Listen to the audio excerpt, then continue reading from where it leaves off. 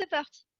Bonjour, bonjour tout le monde. Une nouvelle interview de prévue aujourd'hui. Alors, j'ai encore une personne passionnante à vous présenter. Comme d'habitude, de toute façon, c'est que des personnes passionnantes. Je vais vous dire que c'est une serial dreameuse. Voilà, pour vous la présenter, c'est le premier mot qui me vient à l'esprit.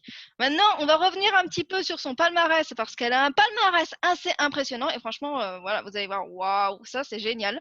Donc, je vais vous expliquer un petit peu tout ce qu'elle a fait, voilà, enfin, un petit peu toutes les choses qu'elle fait actuellement. Donc aujourd'hui, on va parler avec Caroline Frizou. Donc qui est Caroline Frizou? Alors déjà, c'est une coach et elle fait des accompagnements en bien-être et professionnel.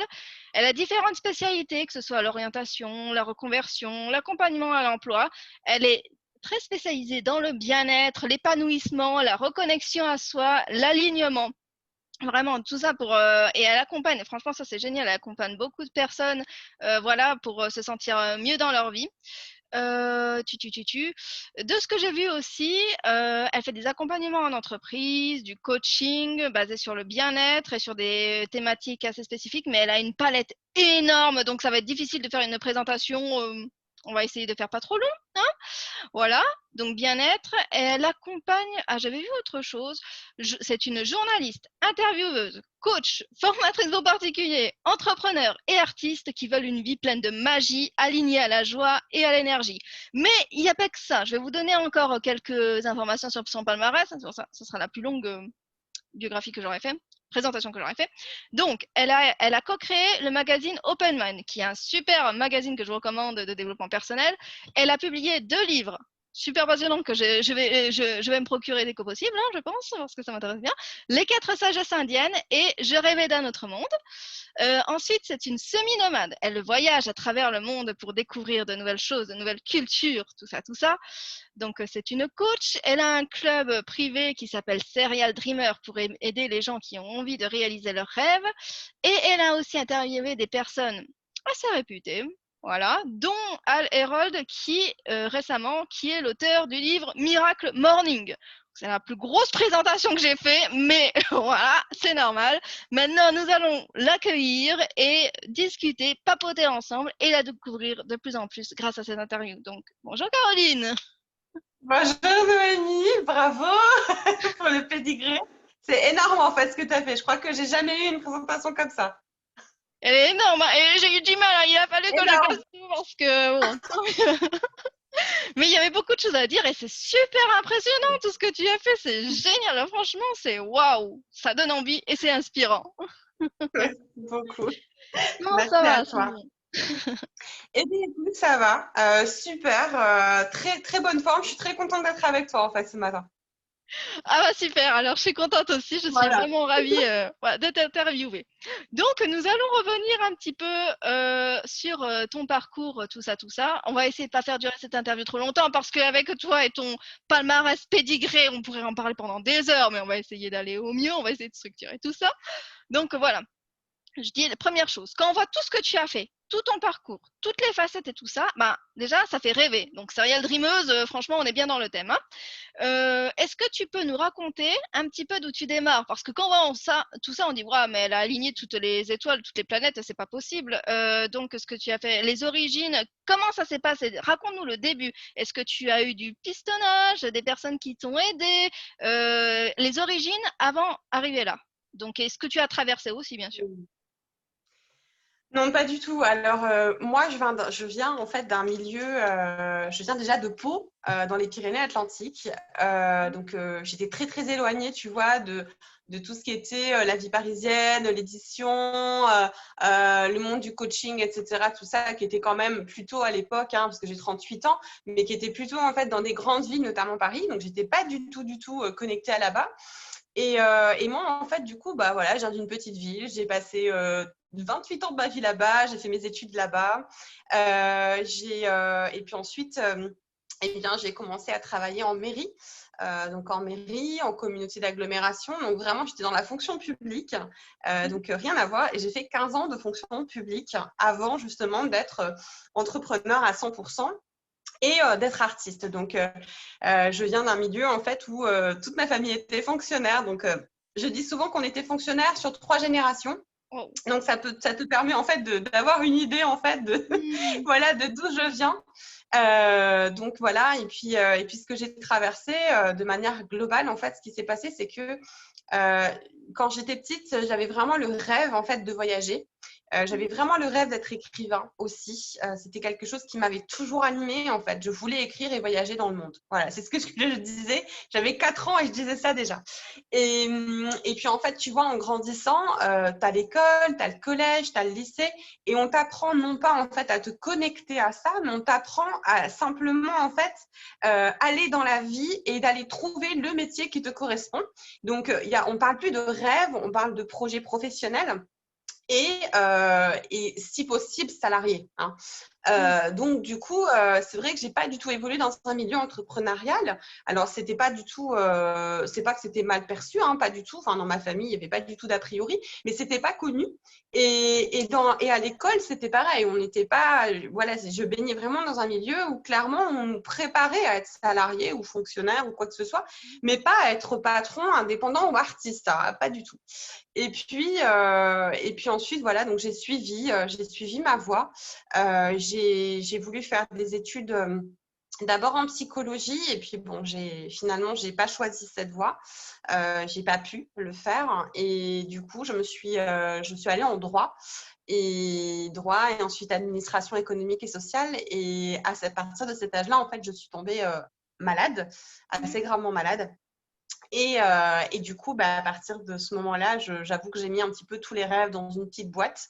J'ai fermé la boîte à clés et j'ai dit, ça, ce serait pour un monde idéal, mais tu n'es pas dans ce monde-là. Donc, du coup, tu vas essayer de t'adapter, tu vas essayer de faire au mieux. Voilà, donc voilà d'où je viens à la base. Waouh! Ouais, c'est vrai que justement, quand tu ouais, donc il y a ça c'est quelque chose dont tu parles un petit peu, le fait, justement que tu aies une maladie et que, tu as enfermé tous tes rêves. Justement, tu vois, quand on voit là maintenant, on dirait que, tu parlais d'écriture et de voyage, ça s'est réalisé. Donc justement, je voudrais un petit peu savoir, déjà comment tu as réussi toi en partant de ce vraiment de dire, justement, cette maladie, tu as réussi à te dire, allez, je remonte la pente. Où est-ce que tu as trouvé la force, la volonté de faire ça? Et est-ce que tu as eu du soutien? Et voilà, comment tu t'es débrouillé? Alors, ce qui s'est passé, c'est que 1 an et demi en fait après être tombée malade, j'ai eu une complication très rare et en fait, je me suis retrouvée paralysée. Mm. Donc, j'ai eu pendant 1 an et demi, j'ai eu mes jambes en fait qui ont refusé de fonctionner. Donc, voilà, j'avais 21 ans, j'allais aller dans cette vie et j'avais l'impression qu'en fait, mon corps me disait qu'il n'avait plus envie d'avancer dans cette vie adulte, entre guillemets. Et paradoxalement, le fait d'être handicapée et le fait de ne plus pouvoir utiliser mes jambes m'a fait prendre conscience à quel point, pour moi, c'était quelque chose d'extrêmement précieux. M'a fait prendre conscience aussi de qui j'étais, de ce que je voulais et surtout que j'avais le droit aussi au bonheur, peu importe en fait la condition dans laquelle j'étais. Et il y a eu plein de choses en fait. Ça a été une vraie thérapie. Hein. C'est très étrange de dire ça comme ça, mais le fait d'être comme ça, de me retrouver dans cet état-là, c'est aller me chercher dans des profondeurs au niveau de mon âme, où ça a été très clairement, soit tu te laisses mourir, clairement, soit c'est ça, soit en fait tu décides de vivre. Et donc, soit tu fais le choix en fait de vivre. Et à ce moment-là, j'ai remonté très doucement la pente. Ça a duré plusieurs années, tu vois, avant que je réapprenne, etc., à marcher. Mais au bout d'1 an et demi, j'ai réappris à marcher. Je n'avais plus de canne, je n'avais plus rien. Je recommençais à marcher, etc., sans aucune séquelle. Donc, ça, c'est important. Et en fait, j'ai l'impression que petit à petit, comme ça s'est aligné. Et ça a été à partir de 2009 où en fait, voilà, il y a eu plein de choses dans ma vie. Il y a eu des deuils, j'avoue aussi. Il y a eu des deuils, il y a eu des rencontres. Et puis, il y a eu aussi une grande discussion avec ma grand-mère où je me suis rendu compte que la vie, elle était très, très, très courte. Et j'ai perdu ma grand-mère en 2012, qui était un pilier dans ma vie.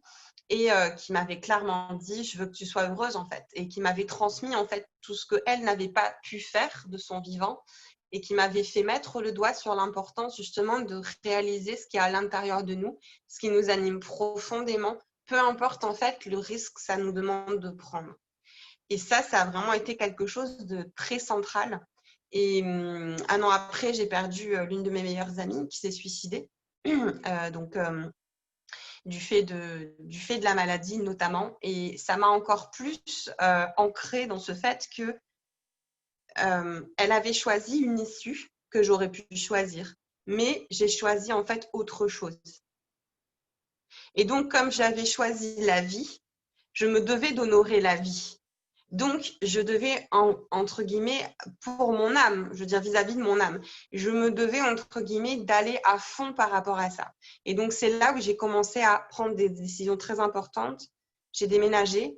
J'avais écrit ce que je voulais vraiment pour les 5 ans à venir. Donc, j'ai déménagé. J'ai pris un poste à responsabilité parce que à cette époque-là, j'en avais envie. J'habitais près de la mer. J'ai commencé à beaucoup voyager, comme je l'avais dit. Et puis ensuite, tout s'est enchaîné parce que j'ai passé plein de certifications aussi pour être coach. Et en fait, ça s'est aligné de A à Z. Et très rapidement, ensuite, j'ai commencé à travailler dans la presse féminine, sans aucun piston, sans rien. Et tout s'est déroulé, en fait. Après, j'ai travaillé pour Open Mind. J'ai co-créé Open Mind. Et puis après, j'ai commencé à écrire un livre. Donc, c'est vraiment… ça a vraiment été, je dirais, ma grand-mère qui a joué un rôle important avec tout ce qu'elle m'a transmis vis-à-vis de la vie. Et puis, cette maladie aussi qui, paradoxalement, m'a énormément apporté et réveillée, très jeune. Waouh! Et punaise, je sens vraiment que quand tu en parles, c'est super puissant, c'est incroyable et ton parcours, il est super inspirant. Justement, je reviens par rapport à cette maladie, cette paralysie de jambe. En fait, j'ai l'impression que c'était ça, c'est comme si ton corps voulait te dire, je veux plus marcher dans cette direction. C'est ça. Voilà. Et C'est après, exactement ça. Ouais. c'est toi qui décidais justement, soit, bah, comme tu disais, surtout quand c'est des maladies qui sont assez lourdes, qu'on se dit pourquoi moi? En fait, au final, pourquoi ça m'arrive à moi? Et se laisser aller et se dire, bon, bah, écoute, c'est comme ça. Et je trouve ça génial et ouais, super inspirant, tout ce que tu as réussi à faire. Du coup, comment tu as mis en place ces actions? Parce que j'ai vu aussi que tu avais eu quand même des soucis de dette et tout ça. Parce que quand même, enfin, tout ce que tu as fait, ben, prendre un emploi à responsabilité, ça quand même, enfin, ça demande, quand on est endetté, c'est pas évident. Enfin, c'est quand même difficile de trouver un travail de nos jours. Enfin, difficile, voilà, parce qu'il y a du monde, c'est de la compétition. Comment tu as fait? Quelles actions tu as mis en place? Est-ce que c'était de la persévérance? Est-ce que là, il y a les choses, ça a été, est-ce que, on va dire du hasard? Tu vois, ça peut être aussi de la chance, du hasard. Donc, explique un petit peu. Alors, moi, en fait, cette époque où j'ai tout perdu en termes financiers, ça a été une époque en fait où j'étais séparée de mon premier couple adulte. Mhm. Donc, je me suis séparée à l'âge de 25 ans. Donc, du coup, voilà, j'étais mariée en fait. Donc, j'étais mariée et à partir de là, ben, quand on s'est séparés, forcément, j'ai perdu beaucoup, beaucoup, beaucoup, beaucoup de choses parce que je suis pas du style, je suis pas matérialiste à la base. Mais quand tu es seule, c'est très compliqué quand tu dois te reloger, quand tu dois essayer ben, tout simplement de joindre les deux bouts, alors que tu as toujours eu l'habitude d'être soit chez tes parents, soit en couple ou quoi que ce soit. Donc, j'ai vraiment vécu quelque chose de compliqué à ce moment-là. Et moi, si tu veux, dans ma famille, on n'est pas du tout du style à, tu vois, à aimer les crédits ou les choses comme ça. Donc, moi, c'était Mhm. hors de question, en fait, que je fasse ça. Et en fait, quand je suis arrivée dans mon nouvel appartement, quand j'étais seule, il y a quelque chose de très paradoxal qui s'est passé. C'est que je savais que je n'avais plus rien au niveau de mon compte bancaire. J'étais endettée. Mais j'avais paradoxalement l'impression que j'avais une liberté que je n'avais jamais eue devant moi et que donc dans cette liberté, j'avais la capacité de créer autre chose et de créer en fait exactement ce que j'avais envie de faire profondément. Alors oui, j'ai bouffé des pâtes pendant 2 mois, hein, je ne vais pas mentir. Voilà, il y a eu ça, mais surtout, je suis allée reconnecter aux solutions concrètes que j'avais pour pouvoir remonter la pente. Et donc, ce qui s'est passé, c'est que je vais faire le point au niveau, par exemple, des potentialités que j'avais, de ce que j'étais capable en fait d'apporter au-delà d'un emploi salarié que j'avais, puisque j'étais fonctionnaire. Et donc, je savais par exemple que j'étais tout à fait capable et apte à donner des cours. Tu vois. Donc, j'ai commencé en fait par rapport à ça. Et en me disant, si je donne des cours, voilà combien je vais gagner. Et donc, voilà combien, du coup, je vais pouvoir remonter la pente. Tu vois, je vais pouvoir combler justement pour arriver jusqu'à zéro. Donc, du coup, j'avais toujours en fait un espèce de… Dès que j'avais en fait mon salaire, voilà, j'avais quand même encore un négatif à rembourser. Et ça a duré quand même plusieurs mois. Et dès lors que j'ai commencé, tu vois, à donner des cours, à travailler comme ça en dehors, je bossais 7 jours sur 7. Hein. Donc, je bossais le matin, j'arrêtais à 17h, je repartais dans une famille pour aller donner des cours, etc. Et comme ça a duré pendant plusieurs années à bosser à ce rythme-là. Et quand j'ai vu en fait que j'étais capable de créer de la valeur et que j'étais capable du coup de rembourser en fait ce que je devais, il y a eu un espèce de déclic en fait qui s'est opéré parce que je me suis reconnectée en fait à à mon potentiel créateur. Et ce potentiel créateur indépendant d'une entité en fait, de toute entité extérieure, d'entreprise, de ci, de là. Et que je me suis dit, non, tu es capable en fait d'être indépendante. Donc, à partir de là, j'ai commencé à, voilà, tout simplement, j'ai remboursé la dette que je devais en 3-4 mois. Donc, c'est allé très, très rapidement finalement. Et ensuite, j'ai toujours continué à travailler comme ça à côté et à vouloir créer de la valeur. Et en fait, c'est cette expérience qui m'a donné aussi cette assise en me disant, si je suis capable de ça, je suis capable de plein d'autres choses.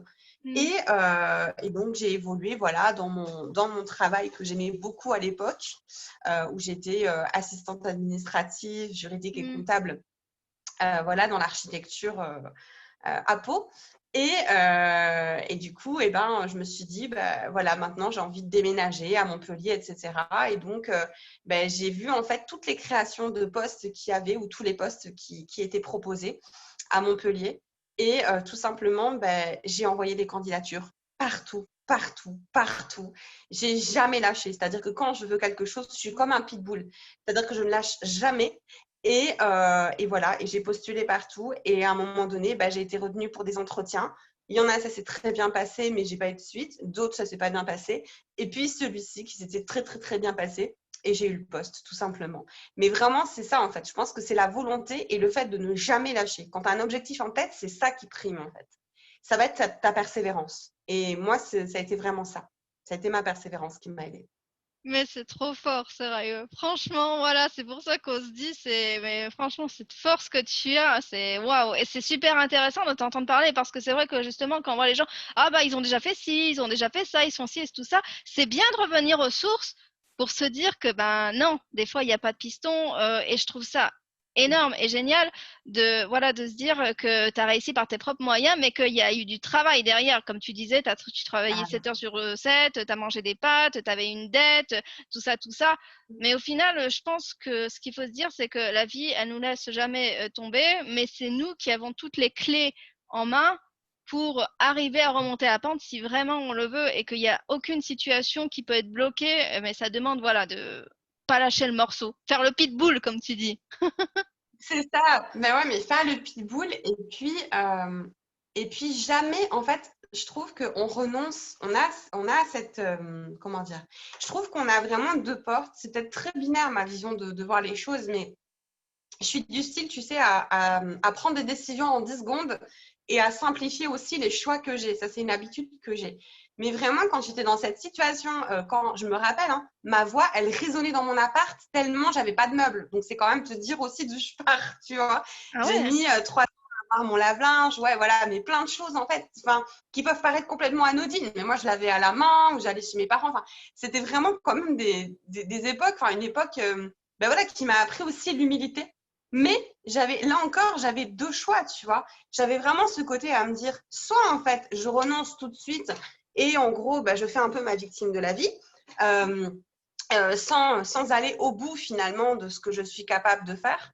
Soit en fait, je vais aller vraiment réveiller toutes les solutions que j'ai à l'intérieur de moi en arrêtant de penser que la solution va venir de l'extérieur.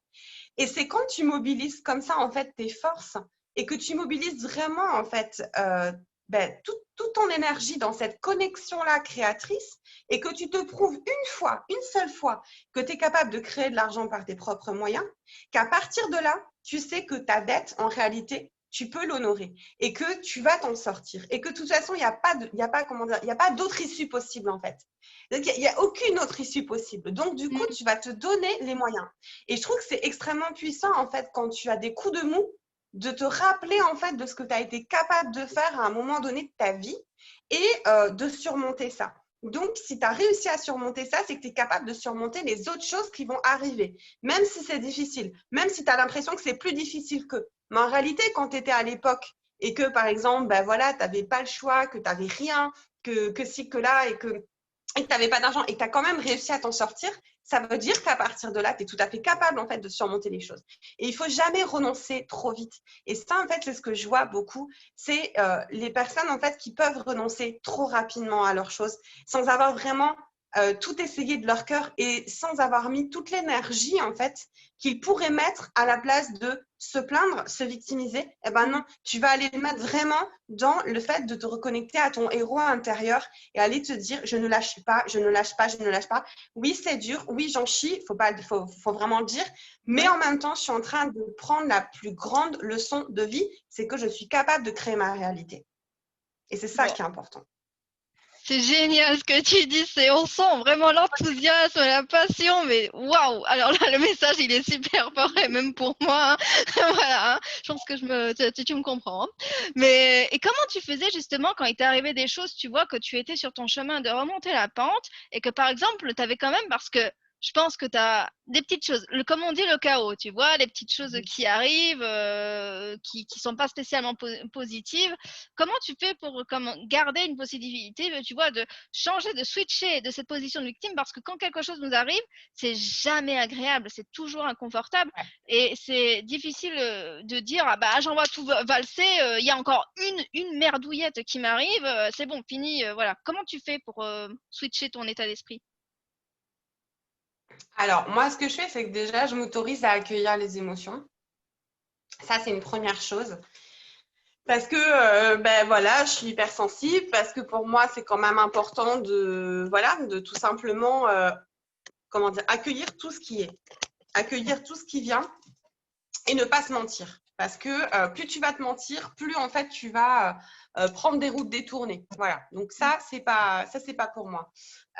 Donc j'ai besoin en fait vraiment de ressentir l'émotion. J'ai besoin de me connecter aussi, en fait, parfois à ma déception, me reconnecter à ma colère, à ma tristesse, me reconnecter à ma joie puissance 10 000 ou quoi que ce soit. Voilà, ça dépend, en fait, l'événement qui vient me percuter parce que parfois, des événements même ultra positifs peuvent être très déstabilisants, des raz-de-marée, des tsunamis, etc.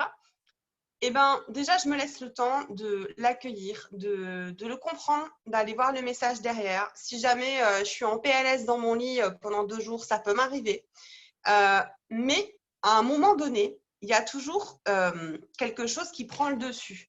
Et ce quelque chose, c'est rappelle-toi, et j'ai simplement cette phrase à me dire, rappelle-toi la vie que tu veux. Rappelle-toi la vie que tu mérites et rappelle-toi la vie à laquelle tu aspires. Donc, il peut m'arriver, entre guillemets, je ne sais pas, des dizaines, des centaines de portes qui vont se fermer ou quoi que ce soit. Je vais systématiquement, en fait, me rappeler le pacte que j'ai passé avec moi-même. Et que ce pacte-là, en fait, il n'inclut pas le fait de renoncer. C'est pas possible, en fait. Je veux dire, j'ai pas fait, en fait, je me suis pas cassé le cul depuis des 15 ans, là, pour me dire qu'à un moment donné, je vais arrêter. Parce que pour moi, il y a toujours, bien sûr, une évolution continue, mais il y a quand même des buts, tu sais, qui sont aujourd'hui, les buts d'aujourd'hui. Donc, avant, il y a 2 ans, par exemple, j'avais certains buts, mais que j'ai atteints aujourd'hui, par exemple. Et maintenant, en fait, j'ai d'autres buts. J'ai des ambitions qui sont encore plus grandes. Et donc, je me dis, voilà, tu te reconnectes, en fait, à la puissance de tes ambitions. Tu te reconnectes à la puissance, en fait, de tout ce qui est là à l'intérieur de toi, de tout ce qui est vraiment vibratoirement, en fait, qui t'habite. Et ça, en fait, c'est supérieur aux petites merdes qui peuvent t'arriver ou à des choses, en fait, qui viennent te perturber, etc., temporairement. C'est-à-dire que si tu as un ancrage au niveau de tes rêves, si tes rêves ils sont suffisamment ancrés, puissants et que tu les honores vibratoirement, et ben à partir de là, tu es comme, comment dire, tu es comme quand tu es dans la mer, j'ai cette image qui me vient, c'est-à-dire que les vagues, elles peuvent venir à toi, mais elles ne t'emportent pas. C'est-à-dire que tu es stable dans l'eau et tu marches dans l'eau. Donc, elles ne vont pas en fait venir te porter là et t'emporter Ah, avec elles. Elles viennent juste en fait et tu les accueilles telles qu'elles sont et c'est tout. Mais en fait, tu continues à marcher vers ta destination. waouh. Moi, je vois ça aussi comme ça pour l'histoire de la mer. C'est comme si tu vois, tu as des grosses vagues et que tu apprends à surfer dessus. Alors, au début, c'est inconfortable, hein. Quand tu es sur ta planche de surf et que tu essayes de surfer, ben, tu n'y arrives pas du premier coup. Mais après, de plus en Exactement. plus, ça s'améliore et tu apprends à surfer. Et après, you. Exactement. Oui, exactement. D'ailleurs, il y a un très bon livre qui s'appelle, je crois, Surfer sa vie. Ah, Et bah voilà. c'est un ancien champion de surf, justement, qui parle de tout ça, qui parle d'apprendre justement à gérer les vagues émotionnelles de la vie. Voilà. Non, mais Donc, c'est je pour le ça, conseille. oui. Bah, on le mettra dans les crédits en dessous, là, quand cette Oui. vidéo sortira. Alors ça, tout ça, c'est super intéressant. Je voudrais savoir, alors, la première chose, a été ta première victoire qui t'a encouragée? Donc, le premier pas, la première victoire, ou celle qui te vient à l'esprit, qui t'a dit, ça y est, là, je peux aller, je suis sur le chemin. C'est quand on m'a dit oui pour écrire un article dans un magazine.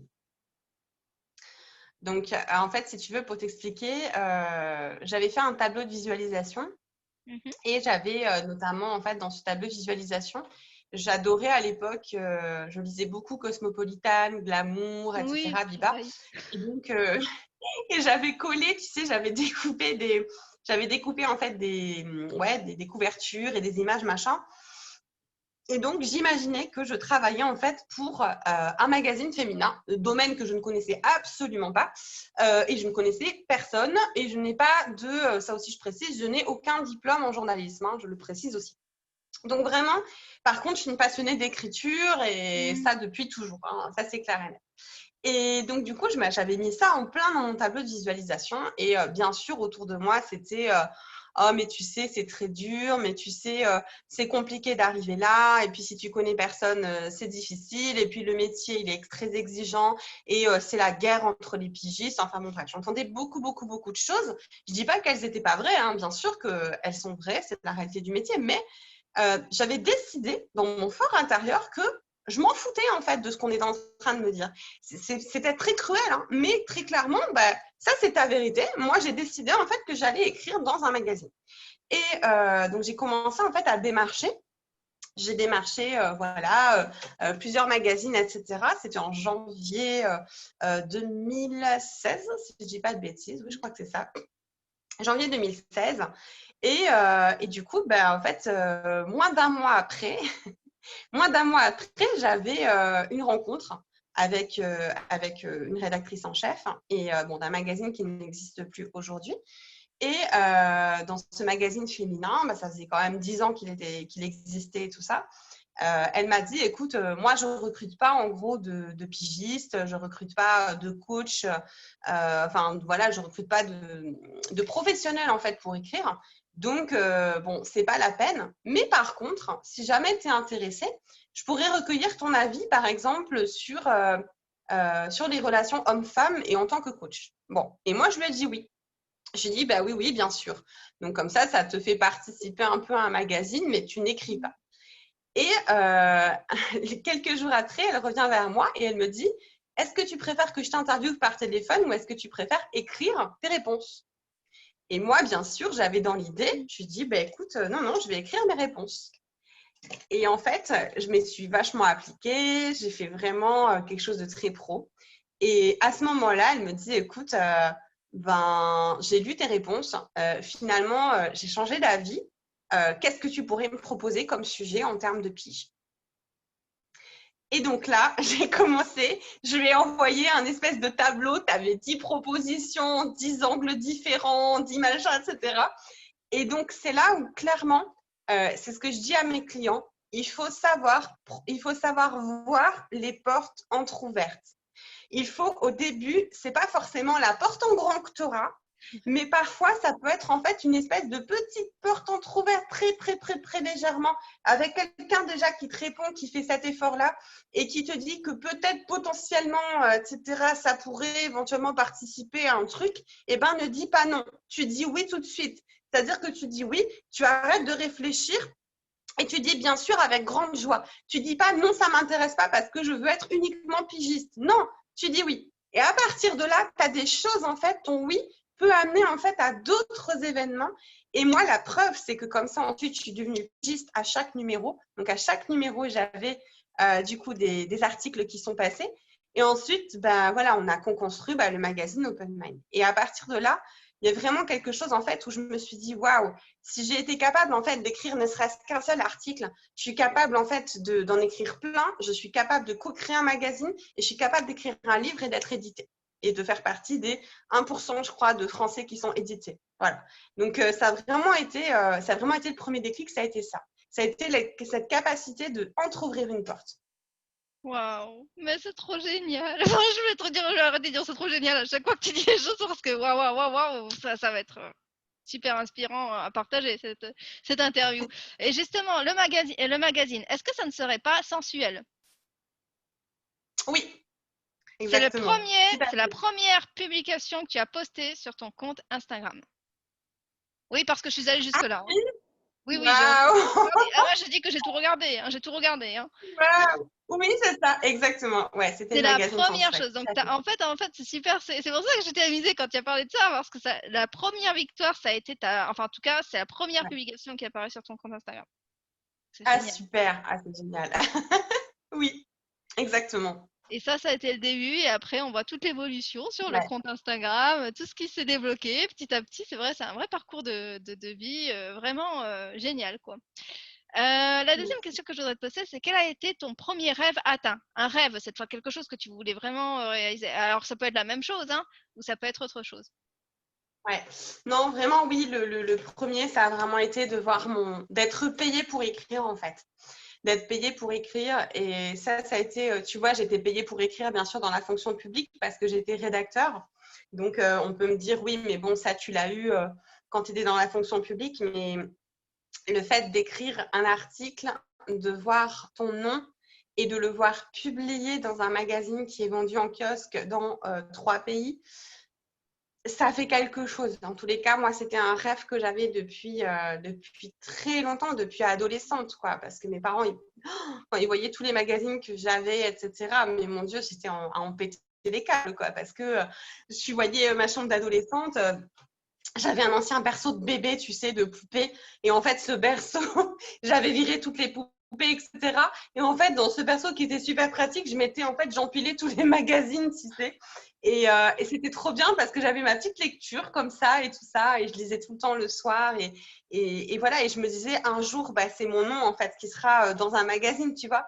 Et c'est vrai que ça a été un rêve. Mais après, le plus grand rêve vraiment que j'ai atteint, le premier très grand rêve, ça a été la publication de mon premier livre. Et de me rendre compte que, ben, ouais, que ce que j'avais écrit était dans ces pages, qui étaient chez des libraires, que des gens allaient avoir accès à ça, que j'étais payée pour ça.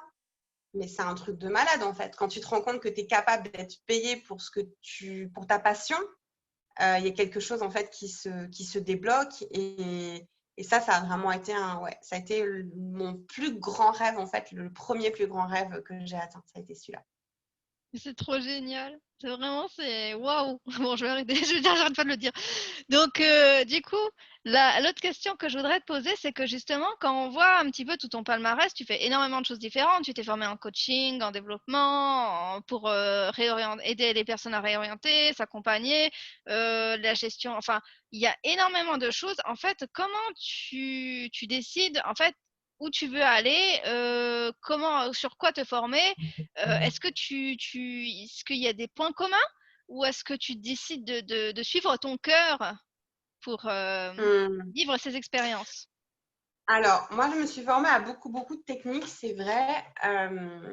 Mais après, aujourd'hui, en fait, je me suis recentrée. Je me suis recentrée, en fait, sur 2 types d'accompagnement principaux, parce que c'est ce qui m'appelait le plus. Et donc, c'est vraiment la crise du coronavirus, en fait, qui m'a fait prendre conscience aussi de tout ça.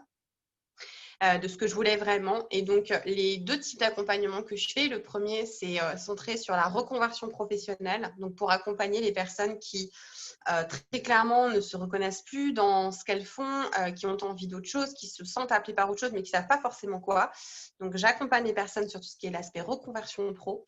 Et la deuxième chose, c'est le business coaching. Donc, j'accompagne à la fois des personnes, des nouveaux entrepreneurs ou des entrepreneurs expérimentés pour élever en fait leur niveau de business et pour passer du coup les paliers supérieurs, on va dire ça comme ça. Mmh. Et je forme également des personnes qui veulent devenir business coach. Voilà. Donc, je suis vraiment en fait beaucoup plus sur ces aspects-là parce que avant, en fait, si tu veux, tu as une image. C'est-à-dire que quand tu es formé au coaching, à la PNL, à l'hypno, à tout ce qui est communication, enfin bon, bref, quand tu fais en fait ces parcours-là, tu as une image en fait de ce que doit être, entre guillemets, un coach. De tout ce qu'il doit proposer, etc. Et donc, moi, je me suis pas un peu auto-piégée, mais je me suis un peu piégée là-dedans, c'est-à-dire que je voulais tout honorer. Et en fin de compte, je me suis rendu compte que c'était pas m'honorer à moi que de faire ça. Donc, du coup, je me suis recentrée et je me suis recentrée par rapport à, d'une part, ce que me disait mon cœur, ce qui était important pour moi, et puis ce que je savais faire de mieux. Voilà, parce que au niveau de tout ce qui est, par exemple, reconversion et orientation, ça, c'était quelque chose aussi que je faisais différemment, mais dans la fonction publique. Voilà. Donc, j'accompagnais les personnes justement dans la fonction publique au niveau de tout ce qui était recrutement, au niveau de tout ce qui était passer des concours. J'accompagnais les étudiants également. Donc, voilà, j'avais quand même aussi une grosse base que j'avais déjà expérimentée et qui me plaisait beaucoup. Et donc, du coup, je l'ai mis à profit dans mon cabinet à moi. Mais pour tout ce qui est les formations, je dirais qu'au départ, j'ai suivi mon cœur. Ça a été vraiment la base. J'ai suivi mon cœur. J'ai d'abord fait ces formations-là pour moi mieux me connaître, pour tout un tas de raisons. Mais après, j'ai toujours voulu en fait être dans un métier qui accompagnait l'autre. Voilà, ça a toujours été en fait le cas. Et aujourd'hui, les formations que je fais, c'est vraiment de plus en plus par rapport à mon cœur et pas par rapport à il le faut. Parce que j'ai pas du tout envie d'être dans ce côté tu es telle praticienne, donc il faut que tu fasses et que tu suives tel et tel enseignement. J'ai pas envie en fait d'avoir quitté un moule pour me remettre dans un autre moule. C'est hors de question. Donc aujourd'hui, en fait, je fais ce que je fais là, donc business coaching et reconversion. Et aujourd'hui, voilà, si je me forme à des outils complémentaires, c'est vraiment parce que ça m'appelle, parce que je sais que ça va apporter quelque chose de plus aussi à mes clients. Mais ce sera en aucun cas parce que c'est à la mode ou parce que ça fait bien. Ça, c'est hors de question. Je ne suis pas authentique pour ensuite aller suivre des formations parce qu'il fait bon d'aller faire ça, tu vois. Non, ça, c'est hors de question. Waouh! Mais je trouve ça vraiment super et en fait, on dirait que tu as vraiment une grosse évolution et tu te laisses vraiment guider parce que ce qui te fait envie et en fait, c'est comme une superbe aventure que tu es en train de vivre au final. Bon, tu parlais de jeu à un moment donné, enfin je t'avais entendu parler de jeu, pas dans cette interview mais à d'autres moments, mais c'est vraiment un jeu et c'est toi qui décides où est-ce que tu veux aller, quel chemin tu veux emprunter, quelle mission tu vas faire et c'est en constante évolution en fait, hein, et c'est ça qui est génial. Mmh. Oui, c'est toujours de l'évolution et je pense que c'est l'un des plus grands conseils que je donnerais aussi aux entrepreneurs qui se lancent. C'est ça, en fait. C'est-à-dire que c'est d'aller d'abord s'écouter soi dans ce qu'on veut réellement faire. Et pas d'aller coller en fait obligatoirement à un moule qu'on voit ou obligatoirement à ce qui se fait ou quoi que ce soit, mais vraiment en fait plutôt d'aller comprendre quelle est son unicité à la base. Et une fois en fait qu'on est là-dedans et une fois qu'on s'accorde suffisamment d'amour aussi, je dirais, et de confiance par rapport à fait, en ce qu'on est capable de réaliser et ce qu'on est capable d'apporter, même si on ne suit pas entre guillemets la trame idéale, quoi que ce soit, ou le parcours idéal, à partir de là, ça ne peut que marcher. Donc, c'est ça qui est très important, c'est accepter à la fois comment dire, de suivre la voie en fait que notre cœur nous amène à suivre. Voilà. Et c'est ça en fait qui va être important. Et si par contre on ressent qu'il y a quelque chose qui n'est pas juste avec soi, moi par exemple j'ai suivi une formation parce qu'on me disait oui tu comprends, c'est génial, c'est la continuité de la PNL, donc il faut absolument que tu fasses de l'hypnothérapie, etc. Bon, j'ai fait l'hypnothérapie, bah, ça ne m'a pas parlé. Voilà. Et je ne dis pas que ce n'est pas bien parce que c'est un outil au contraire formidable que moi j'ai testé en tant que cliente. Mais par contre, ça ne m'appelait pas. Je l'ai fait parce qu'on m'avait dit à l'époque c'est vachement bien. Et à partir de là, je me suis juré que c'est non, maintenant c'est moi qui décide exactement ce que j'ai envie d'expérimenter, ce que j'ai envie d'apporter en me reconnectant à ma mission. Donc c'est vraiment ça, je dirais vraiment aux entrepreneurs. Écoutez-vous d'abord, y compris aussi au niveau de la structure que vous allez proposer en fait et des services que vous allez vous proposer. Parce qu'en réalité, vous avez toutes les réponses à l'intérieur de vous. Toutes. D'accord. C'est super parce que tu as anticipé ma question. J'allais te demander quel conseil La est-ce que tu connexion, donnerais? la connexion ici. Ça vient de filer dans ma tête. Bah, c'est génial, au moins comme ça. Mais en tout cas, c'est un super conseil à donner et moi, je le prends avec grand plaisir parce qu'en tant qu'entrepreneuse aussi, donc voilà. Et ça va servir à beaucoup de monde parce que, ouais, en plus, toi, voilà, avec tout ce que tu as fait, ben, voilà, super riche en enseignements, je trouve. Donc voilà, on va venir sur d'autres petites choses. Donc, je voudrais revenir à la création d'Open Mind.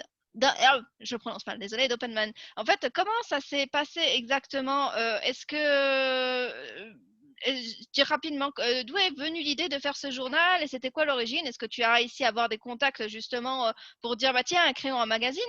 Comment ça s'est passé? En fait, ça a été un désir concomitant entre si tu veux, la rédactrice en chef, en fait, qui était de Sensuel. Donc, il y a ça. Il y a eu aussi, ben voilà, moi, au niveau de toutes les idées que j'avais, voilà, pour un magazine de développement personnel. Et puis, le fait aussi, le désir de la maison d'édition, en fait, enfin, voilà, de la maison d'édition presse, en fait, qui publie aujourd'hui Open Mind. Donc voilà, ça a vraiment été quelque chose, en fait, un concours de circonstances, on va dire, qui s'est créé par rapport à ça. Et d'envie, en fait, voilà, pour différentes raisons, de proposer ça, en fait, aux lecteurs. Mais moi, en tous les cas, ça a toujours été un désir hyper fort parce que ben, j'écrivais beaucoup. À une époque, j'ai tenu un blog. Donc, j'écrivais beaucoup, beaucoup, beaucoup de choses. Et je trouvais que bah, voilà, c'était des réflexions, en tous les cas, qui peut-être pouvaient aussi être apportées de manière plus large, être diffusées de manière plus large. Et quand j'étais gamine aussi, j'avais créé un magazine. Enfin, tu sais, j'avais imaginé que je créais un magazine et donc j'avais Ouais. écrit sur du Word et tout ça, machin, plein d'articles. Et du coup, je les avais sortis et j'avais essayé de faire mon petit truc et tout. Donc voilà, vraiment, l'idée et l'envie d'avoir un magazine, ça a toujours été. Et en fait, tu te rends compte que quand tu oses exprimer aussi les choses à voix haute, et quand tu le proposes aussi voilà, aux personnes, donc moi, ça avait été la rédactrice en chef hein, de la première, ben en fait, ça peut se passer en fait. Si toi, tu y crois, si aussi, ben, tout simplement, l'autre est emballé, parce que ben, voilà, ça peut l'emballer, etc. Et en fait, les choses se font. Donc, quand il y a des idées comme ça qui sont à l'intérieur de nous, faut pas hésiter aussi à aller oser les partager à des personnes qui peut-être, bah, d'une part, ont bah, la capacité, par exemple, d'être rédacteur en chef et puis éventuellement, bah, voilà, la maison d'édition de le produire. Parce que ça coûte des sous aussi. Mais en tous les cas, toutes les bonnes idées en fait qu'on peut avoir et où on sait qu'on n'est pas forcément seul à décider, il faut oser en tous les cas justement, il ne faut pas les garder pour soi, mais il faut oser aller justement en parler et peut-être demander de l'aide à un moment donné. Donc moi vraiment ça aussi je le dis parce que voilà, c'est comme si vous avez une excellente idée de livre, bah, à un moment donné, bah, vous faites votre synopsis et vous y allez quoi. Vous allez taper à des maisons d'édition, vous allez prendre des contacts, vous démenez en fait par rapport à ça, mais il faut surtout pas lâcher quoi. Donc ça, c'est vraiment important aussi. Mais vous allez demander forcément de l'aide parce que, à part si vous vous auto-éditez, mais si vous voulez absolument être dans une maison d'édition, bah, vous allez faire le tour des maisons d'édition. C'est pareil quand tu as j'ai un ami qui est inventeur, par exemple, qui a un projet. Bon, ben voilà, il va taper, il est protégé à l'INPI, etc. Il a tapé dans toutes les entreprises qui pouvaient et qui étaient susceptibles de l'accompagner à la matérialisation, en fait, de son idée. Voilà, et il est allé voir plein d'entreprises. Donc, c'est ça, en fait. C'est ça qui est important. Allez oser en parler, allez démarcher. Et persévérer. Et persévérer, toujours. Et Toujours. justement, et justement, bah, j'en reviens, tu parles de maison d'édition. Bah, pour ton premier livre, ça a été pareil. Tu as créé ton synopsis et en fait, tu as tapé à toutes les portes pour voir qui serait intéressé. Surtout que c'est pas évident hein, dans le milieu du livre. Hein. Pareil, bon, on en Oui. reparlera en coulisses, peut-être. Mais voilà, je sais très bien qu'à un moment donné, ben, j'aurais voulu faire apparaître éditer un livre. Et on entend toujours les petites voix qui disent oui, mais il faut passer par un comité de lecture et c'est pas facile. Et comme tu dis, 1% de personnes qui se font éditer en France, tout ça, tout ça. Donc c'est bien ce que s'est passé pour toi. Ça a été de la persévérance là aussi pour. Tu as créé ton synopsis et tu l'as envoyé. Alors, j'avoue que Oui, tu peux. par rapport à ça, ça a été très aligné. Ça a pas pris en fait énormément de temps. En fait, j'avais une maison d'édition avec laquelle j'aurais aimé vraiment travailler. Donc, c'est mon actuelle maison d'édition, justement. Donc, ça tombe très bien. J'avais vraiment un coup de cœur, en fait, pour ce qu'ils faisaient et pour voilà, les auteurs qu'ils produisaient. Et du coup, j'ai demandé simplement en fait à rencontrer une éditrice voilà, qui s'occupait en fait de la partie développement personnel et spiritualité. Et on a d'abord eu en fait une rencontre d'âme, quoi. Il y a vraiment eu quelque chose de très fort qui s'est D'accord, joué ouais. lors de ce rendez-vous. Tu vois. Il y a vraiment voilà, eu un coup de cœur en fait de personne à personne. Et donc à partir de là, et ben voilà, ça a été beaucoup plus facile parce que moi, j'ai parlé en fait des projets que j'avais. Elle a été conquise en fait par mon premier projet. Et à partir de là, ça s'est fait extrêmement vite en réalité. En très très peu de temps, je dirais en une semaine, en fait, j'avais signé mon contrat, quoi. Donc, il y a vraiment eu quelque chose là, par contre, où ça a été très Mm. très aligné et sans connaître à la base le milieu éditorial. Hein. Vraiment, vraiment pas. Mm. Mais quand même, oui, c'est quand même pas évident, voilà. Et puis après, c'est vrai que des fois, il y a des choses qui se passent bien, mais je dirais, enfin, c'est comme, on pense par exemple à Madame Rowling, enfin J.K. Rowling, je me rappelle plus ton nom et ton Oui, prénom, qui de Harry justement a Potter. toqué, voilà, qui a toqué à toutes les portes. Et ça aussi, c'est un excellent exemple de réussite. C'est qu'elle ne s'est pas arrêtée à la Oui. première maison d'édition, elle a persévéré, persévéré, persévéré, jusqu'à, ben, et c'est pareil, hein, elle était dans une situation difficile au départ, hein, donc. Oui, et puis aussi, ce qui est très, très important, c'est que J.K. Rowling, on s'est carrément moqué d'elle, en fait, quand elle a présenté Harry Potter, etc., 6 maisons d'édition qui ont dit que jamais ça marcherait et que ce serait un gros navet. Et je pense que les maisons d'édition doivent se mordre les doigts aujourd'hui, tu vois, de ne pas avoir cru dans son projet, parce que, ben, avec le succès qu'il y a. Mais quoi qu'il en soit, par contre, ce qui est vrai, c'est que tu vois, avant de signer dans la maison d'édition dans laquelle j'étais, j'avais eu, ça c'est important, un autre projet en fait de livre quelques mois auparavant, et ce projet de livre n'a jamais abouti. Donc ça, peut-être que c'est important Mmh. de le dire aux gens. Oui. C'est-à-dire que moi, en fait, je vois que par rapport au cas de sagesse, tu vois, mais effectivement, j'avais eu un autre projet de livre avant. Et du coup, j'avais démarché 2 maisons d'édition qui étaient intéressées, qui voulaient bosser avec moi. Mais finalement, ça ne s'est pas fait, pour une raison ou pour une autre. Mmh. Donc, du coup, j'avais été un peu déçue. Mais qu'est-ce que j'ai fait? Une fois que ce projet-là, il n'est pas vu, c'est pas grave, en fait. Tu vois, je continue et j'ai démarché d'autres, tu vois. Et à partir de là, j'ai fait aussi cette rencontre d'âme. Et il y a quelque chose, en fait, que j'ai lu C'était Napoléon Hill, C'est Penser Oui, et devenir riche. Donc, je suis en train de oui. le lire. Et en fait, il dit, vous savez, les plus grands succès, en fait, à la base, sont souvent précédés d'un échec en fait ou de quelque chose où on est trop déçu en fait de pas avoir eu, etc. Et je me rends compte qu'aujourd'hui cet épisode, tu vois, qui m'avait fait mal à l'époque, hein, tu vois, d'être rejeté par rapport à un premier projet ou quoi que ce soit, ou de pas l'avoir vu aboutir. Aujourd'hui, en fait, il n'a plus aucune importance parce que tu vois, au départ, j'ai même pas pensé en répondant à ta question. C'est-à-dire qu'aujourd'hui, ouais, ok, ça fait partie de la vie, tu vois, mais comment dire, aujourd'hui, en fait, pour moi, ça compte, enfin, c'est pas que ça compte pas, mais je me focalise en fait sur la réussite. Et tout ça pour dire que les choses qui peuvent vous blesser à un moment donné ou le rejet que vous pouvez expérimenter à un moment donné, vous vous rendrez compte que à partir de là, en réalité, déjà, ça peut cacher un succès qui vient juste après. Et deuxièmement, vos échecs vont vous sembler tellement, en fait, de plus en plus petits, en fait, au fur et à mesure que vous allez réaliser, en fait, ce vers quoi vous voulez vraiment tendre, que du coup, ils auront beaucoup moins de charge émotionnelle que ce que vous vivez quand vous le prenez de plein fouet. Donc ça aussi, c'est important de le dire, quoi. Donc, Ah oui. pas avoir peur de l'échec, en fait, parce que ça fait partie de la vie. Et en même temps, après, tes échecs, limite, en fait, c'est pas que tu n'y penses plus, mais c'est qu'ils ont beaucoup moins d'importance, en fait. Et même dans un sens, je dirais même qu'un échec, ça t'a préparé à la réussite et au succès. C'est-à-dire que Exactement. voilà, c'est une leçon. Et puis, c'est même super rassurant ce que tu dis parce que au final, on peut se dire, bon, ok, mon offre, elle n'a pas marché. Allez, next, on passe à la suivante. Oui, mais c'est ça. Mais c'est exactement ça. Et c'est de se dire, mais c'est pas grave si c'est pas moi en fait qui suis un échec. Et ça aussi, c'est un truc dont, enfin, j'ai remarqué d'entrepreneur ou d'artiste où tu sais, à un moment donné, si ça marche pas, on peut avoir en fait ce côté à se dire, mais ça veut dire que je suis un échec. Mais non, non, je veux dire, c'est pas ça en fait. C'est simplement que cette idée-là, elle a pas marché. Est-ce que c'est grave? Non, en réalité, tu es toujours là en fait, tu es toujours en vie. Oui. Donc, ok, ton offre, peut-être que c'est pas exactement ce à quoi tu t'attendais, mais t'inquiète pas, il y en a d'autres qui vont marcher. Il faut simplement en fait que tu consacres ton énergie à ça. C'est juste ça en fait. C'est pas plus dur entre guillemets, tu vois, parce que je sais que c'est dur de mobiliser de l'énergie, d'y croire encore, de ci, de là.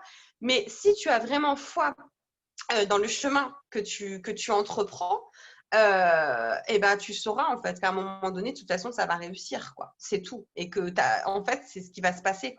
Et souvent, tu vois, quand il y a aussi cette peur ou quand vraiment, tu sais, tu as envie d'abandonner ou quoi que ce soit, tu sais, quand tu es artiste ou entrepreneur, il y a une phrase, moi, qui me vient souvent, c'est réfléchis bien, en fait. Parce que en gros, tu as soit le choix de persévérer et de jamais lâcher et d'être un pitbull, ou soit tu as le choix, en fait, de redevenir salarié et de revenir en arrière.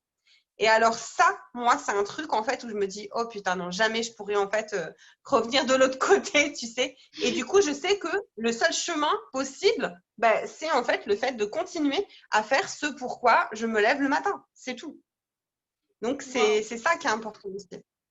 Ouais, il y a beaucoup de pépites que tu partages, ça va intéresser beaucoup de monde, je le sens, parce que voilà, je le sens. Mais c'est super, ouais, je trouve ça super, vraiment génial. J'arrête pas de dire génial, ça va plus. Les mots du jour. Voilà, c'est le mot génial. Et bah, du coup, on va continuer là-dessus. Donc aussi, tu as fait des interviews et il y en a une que tu as fait récemment qui est assez impressionnante, je trouve. Donc, ah ouais. Donc, déjà, justement, j'aimerais un petit peu qu'on revienne là-dessus. Tu as interviewé l'auteur du Miracle Morning, qui a un super bouquin, Miracle Morning, et qui a fait l'équation du miracle aussi, qui est aussi un super bouquin. Alors lui, c'est pareil, hein, franchement, ça va vraiment dans ta philosophie. C'est pareil, c'est pas lâcher le morceau, toujours avoir la foi jusqu'au dernier moment, la persévérance, enfin voilà. Et justement, comment ça s'est passé cette interview? Est-ce que c'est toi qui es allé démarcher ou est-ce que c'était par rapport à ton métier de journalisme où voilà, tu as pu avoir cette occasion? Comment ça s'est passé? Est-ce que c'était pas trop intimidant aussi? En anglais en plus. Alors, oui, c'est par rapport à mon métier de journaliste, hein, effectivement, mais c'est moi qui avais réfléchi en fait à l'interviewer parce que, enfin, en tous les cas, non, elle m'a été accordée. Moi, je rêvais de l'interviewer, pardon, mais en fait, on m'a proposé du coup de faire cette interview-là, mais la personne ne savait pas que c'était mon rêve en fait. Ma rédactrice en chef ne savait pas que c'était mon rêve, et du coup, en fait, elle m'a offert mon rêve en fait sur un plateau, tu vois, parce que moi, Wow. c'était vraiment une personnalité hyper inspirante et j'ai eu cette chance-là déjà depuis le début du magazine d'interviewer des gens incroyables, hein. J'ai Mm. interviewé Charlotte Valandré, qui est actrice notamment. J'avais interviewé le docteur Kingley, qui est l'expert mondial en sylvothérapie, Malène Ridal, qui avait écrit Heureux comme un Danois. Voilà, enfin, Antoine de Maximi, qui voyage à travers le monde. Et puis, j'ai fait 18 interviews également inspirantes pour mon second livre. Donc, vraiment, les interviews, c'est quelque chose que j'adore parce que c'est des rencontres, mais j'avoue que je rêve en fait d'avoir surtout des interviews anglophones aujourd'hui parce que la plupart des personnes en fait qui m'inspirent sont plutôt des personnalités qui sont aux États-Unis, au Canada ou même ailleurs dans le monde. Et du coup, l'anglais, c'est un peu la langue, comment Oui, dire, neutre, tu vois, où tout le monde peut un et peu oui. la parler. Et du coup, Hal Elrod, moi, ça a été un coup de cœur énormissime. C'est quelqu'un qui, en plus de ça, moi, m'a mise très à l'aise tout de suite. Qui a le cœur sur la main, vraiment. Et c'est comme si, en fait, dans cette interview, j'assistais à 1 heure et demie de conférence avec lui, quoi, qu'il me donnait. C'était vraiment, en fait, j'avais la sensation qu'il était en train de m'offrir 1 heure et demie de conférence rien que pour moi. Et c'est vraiment, moi en tous les cas, bien sûr, j'étais un peu intimidée parce que j'ai tous ces livres. J'ai le Miracle Morning, j'ai le Miracle Morning pour millionnaires, j'ai l'Équation Mmh, miracle. ouais. J'adore ce qu'il fait, j'aime trop sa philosophie. Puis il y avait plein de choses en fait qui me touchaient dans son parcours parce que c'est quelqu'un qui a été malade, hein, qui a vécu la Et oui, maladie, qui a c'est ça. failli mourir, quoi. Et du coup, voilà, il y avait plein de choses, de résonance. Et j'ai trouvé en fait qu'il partageait des choses extrêmement importantes voilà, en termes de motivation. Et moi, quand il m'a dit, mais tu sais, Miracle Morning, je suis arrivée au résultat. Il m'a demandé au départ, il m'a dit, allez, dis-moi un nombre de fois. Dis-moi un nombre d'années en fait, parce que lui, il voulait atteindre 1 million de personnes. Mmh. Et je lui ai dit, je sais pas, tu sais, au départ, il m'a dit, tu penses combien? Je lui ai dit, je pense 1 an ou 2 ans. Il m'a dit non, j'ai mis 7 ans. Et j'ai mis 7 ans et tous les jours, je me levais, j'avais mon objectif et j'ai jamais lâché. C'est-à-dire que je suis allée dans des entreprises, dans des lycées, dans plein de petites structures, etc. pour parler de Miracle Morning. Et au départ, c'était des 5 personnes devant moi et puis 10 personnes et puis 50 et en fait, je trouve que c'est un excellent exemple parce que ce genre d'interview en fait que tu fais, vraiment, à chaque fois que c'est des personnes comme ça, tu te rends compte qu'elles ne sont pas différentes de toi. C'est-à-dire qu'elles ne sont pas différentes du potentiel créateur que toi-même tu peux avoir. Mais le seul truc, c'est que ces personnes-là, elles ont eu l'engagement. Elles se sont engagées à faire. Et ça, c'est vraiment un truc, en fait, enfin, pour moi, c'est vraiment l'un des messages les plus forts que j'ai.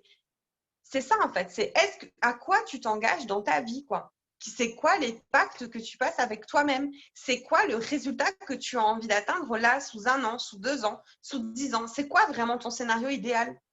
Et il y a trop peu de gens, en fait, qui font ça et qui se connectent à ça. Et qui, du coup, ou alors lâchent en cours de route. Mais les personnes que vous admirez ou qui ont réussi ou qui ci ou qui ça, elles ont fait l'engagement et elles ont suivi leur engagement. C'est la seule différence. La différence entre deux personnes, l'une qui n'a pas son livre édité et l'autre qui l'a édité, c'est simplement qu'il y en a une qui a lâché en cours de route. C'est tout. Elle a juste lâché en cours de route. Et sauf que c'est ça, en fait. Le plus grand ami ou le plus grand ennemi qu'on a, finalement, c'est soi-même, tu vois. Et tout ça, en fait, Elrod, il m'a encore plus véhiculé tous ces messages et ça m'a encore plus donné, tu vois, la force et la Mmh. foi aussi de poursuivre ce chemin-là. Donc, franchement, si vous pouvez interviewer des gens, enfin, franchement, toi, interviewe un max de gens parce que vraiment, tu vas voir, enfin, Oui. ça te dope aussi dans ton énergie. C'est un truc de malade, vraiment. Je le confirme. En train de m'offrir une mini conférence là. Non mais vraiment, oui et puis toutes les personnes que j'ai interviewées jusque-là, franchement à chaque fois, ce qui est super aussi, petite parenthèse, c'est qu'en fait les personnes qu'on interviewe, elles ont une richesse et elles apportent quelque chose aussi au moment où il le faut et c'est ça qui est génial, tu vois? C'est qu'on apprend énormément de choses, ça booste, ça inspire, ça motive et ça se dit: si eux ils en sont capables et qu'en plus ils en étaient là et qu'ils sont arrivés là, moi aussi je peux le faire» et ça sert mais C'est ça, c'est tellement c'est une les autres, c'est une richesse de connaissances et tout ça. Des fois, je me dis, il n'y a pas que l'argent qui compte, même si, bon, on aime bien avoir l'argent parce que ça permet de faire encore plus de rêves et tout. Mais pour moi, les autres, c'est une richesse, mais illimitée. oui. Vraiment illimitée. Tout ce qu'on peut découvrir et voilà. Moi, je suis riche en interview. Voilà. Donc, mais génial. En tout cas, tout ce que tu partages sur les rôles et tout ça, c'est super inspirant. Je vais venir sur un dernier point. T'inquiète pas, ce ne sera pas le dernier, il y en a encore d'autres qui arrivent derrière. Mais une dernière chose, tu as justement un club privé qui s'appelle Serial Dreamer. Donc déjà, pourquoi ce nom? Et c'est quoi ce groupe? On y trouve quoi? Qu'est-ce que tu fais? Et tout et tout. Ouais. Alors, les Serial Dreamers, en fait, c'est un groupe privé, du coup, principalement pour toutes les personnes en face qui ont des rêves, qui ont envie de réaliser des rêves. Alors, soit d'être entrepreneur, soit d'être artiste et d'écrire un livre, soit des personnes qui ont des projets aussi, comme créer, par exemple, des lieux de vie, créer des ressourceries, créer des tiny house ou des villages de tiny house. Voilà, bon, il y a plein de projets, en fait, différents qui sont au niveau de ce club. Et dans ce club privé, du coup, moi, je l'anime. Je l'anime donc du coup par… Alors là, il est en pleine refonte. C'est-à-dire que je vais en fait proposer d'autres choses supplémentaires à partir de la rentrée. Mais jusqu'à maintenant, en gros, tu as des lives, tu as des masterclass, donc des business masterclass. Tu as une communauté. Déjà, on est 28 personnes très engagées, très bienveillantes. Il y a une ambiance super forte. Et puis, donc du coup, tu as la partie collective, donc où il y a bien sûr les masterclass, les lives, et ensuite tu as une petite partie mastermind, c'est-à-dire en fait, c'est des petits groupes que je fais entre les personnes qui, bien sûr, sont motivées et qui ont envie d'avoir un mini coaching collectif. Donc, tous les mois, par groupe de 4, en fait, je crée en fait et j'anime des masterminds où les personnes, justement, peuvent parler de leurs projets et peuvent aussi parler, tu vois, des choses qui peuvent bloquer. Et grâce, en fait, à l'énergie du collectif, ça permet, en fait, de trouver des solutions pour pouvoir déloquer ça et pour pouvoir aller plus loin. Mais c'est aussi un groupe, en fait, maintenant que je suis en train les Serial Dreamers, beaucoup plus interactif, qui a un pilier un petit peu plus interactif, c'est-à-dire que chaque personne vient mettre sa patte et vient apporter son univers au niveau du club par des ateliers. Par des propositions d'ateliers donc gratuits qui sont en cours là au mois d'août notamment, où on découvre par exemple la numérologie, on découvre le human design, on découvre des activités créatives, on découvre l'hypnosagesse, etc. Donc du coup, chaque personne en fait vient avec ce qu'il est. Et c'est très précieux parce que finalement, dans le groupe, on se rend compte que en fait, on devient client les uns des autres. Vraiment, on devient client les uns des autres, on vient se consulter, etc. Donc c'est aussi un groupe, c'est comme tu sais une pépinière en fait de créateurs. C'est-à-dire que cette pépinière de créateurs, elle vient à la fois avoir, entre guillemets, des cours, des conseils, des astuces, etc. Et en même temps, elle utilise l'espace aussi pour pouvoir grandir, s'affirmer, avoir confiance en elle. Donc, que ce soit pour pitcher, parce que par exemple, il y a des challenges vidéo que je fais toutes les semaines, où je propose sur un thème. Donc voilà, pour prendre finalement confiance en soi. Et puis aussi pour pouvoir tout simplement se dire allez, j'ai envie d'animer par exemple un atelier sur j'en sais rien, sur l'hypnose. Bon allez hop, je me lance dans le groupe des Serial Dreamers et puis je vais animer mon atelier, je vois comment les gens sont réceptifs et ensuite je le propose dans le monde de manière tarifée. Et ça aussi c'est quelque chose de précieux parce que tu prends confiance en toi et moi c'est ce que j'ai vraiment envie, c'est que chaque créateur en fait qui est au niveau du club, et d'ailleurs c'est le cas aujourd'hui, ils sont tous lancés, maintenant ils ont tous des offres où ils ont démarché des maisons d'édition et ils sont en train de signer des contrats. Donc voilà, c'est vraiment en fait quelque chose qui les soutient dans leur projet de cœur jusqu'à justement réussir leur projet de cœur et puis ensuite peut-être en poursuivre d'autres pour poursuivre leurs rêves. Parce que moi, j'ai toujours, quand en interview, on me demandait qu'est-ce que vous faites ou qu'est-ce que vous êtes, au lieu de dire en fait tout ce que j'étais, je disais je suis une serial réalisatrice de rêves. Voilà. Et donc, du coup, en 3 mots, j'avais tout dit, tu vois. Et c'est comme ça que j'ai eu l'idée de ce groupe et ça a commencé en décembre. Donc ce groupe-là. Et il n'y a pas de date limite. C'est vraiment mon espace en fait où je donne toute mon énergie, où je donne un maximum de ma personne et voilà. Et c'est par abonnement. Voilà, les gens viennent par abonnement, ils peuvent rentrer, ils peuvent partir. C'est souvent aussi des personnes que j'ai en coaching VIP et qui intègrent du coup le groupe, ou alors bien sûr il y a des passerelles, c'est-à-dire qu'il y a des dreamers qui viennent dans le club et qui ensuite sont des clients VIP. Voilà, donc c'est vraiment un espace ouvert, c'est un espace de joie, c'est un espace où très clairement j'ai envie que toute l'énergie positive qui soit véhiculée par les membres permette à chacun justement de se réaliser pleinement et de se dire que les rêves, en réalité, ils sont tous à notre portée. Il y a juste, en fait, à les investir. Waouh! Ah bah, ça donne vraiment Voilà. envie d'aller dans ce groupe et en plus, pour le prix qui est demandé, il y a une richesse et puis en plus, toi qui a justement, pu, vivre, tu vois, expérimenter justement ces échecs, ces succès et tout, mais c'est génial pour les gens qui sont dans ce groupe et qui te suivent et tout et que justement tu puisses aider d'autres personnes à suivre, je vais pas dire suivre, enfin c'est un peu suivre tes pas, mais à leur façon, suivre leur chemin à leur façon Oui, et waouh! Et pour, leur cœur. c'est ça, Exactement. et pour, voilà, pour ce qui est demandé, pour, le prix qui est demandé, ben franchement, Oui. il a l'air Il est génial très ce club. accessible. On va le mettre aussi en Ouais, bas, hein, dans les commentaires, hein, pour ceux qui sont intéressés. Enfin dans les commentaires, dans la description, de la vidéo et puis voilà, pour ceux qui sont intéressés, n'hésitez pas en tout cas, voilà, ça va être, ça s'annonce super chouette. Voilà. Donc ça, c'était la première partie de l'interview. Alors la deuxième partie, bon, il y a le défi, mais le défi, c'est à la fin. Par contre, on va parler un peu plus de toi, personnellement. Donc voilà. Donc bon, même si on a beaucoup parlé de toi, mais donc on a vu surtout la partie, tu sais, professionnelle, accomplissement et tout et tout. Là, c'est la note un petit peu plus légère de l'interview. Donc on va commencer comme ça. Donc t'es pas obligé de faire des longues réponses là-dessus, voilà. Donc moi, j'aimerais qu'on revienne sur le terme serial dreameuse et en fait, toutes les questions que je vais te poser, ça va être par rapport aux rêves. Donc yes. déjà, pour toi, quelle est ta définition de serial dreameuse ou serial réalisatrice de rêve? C'est quoi ta définition? Ma définition, c'est que c'est une personne qui va suivre à chaque instant de sa vie ce qui l'anime au plus profond.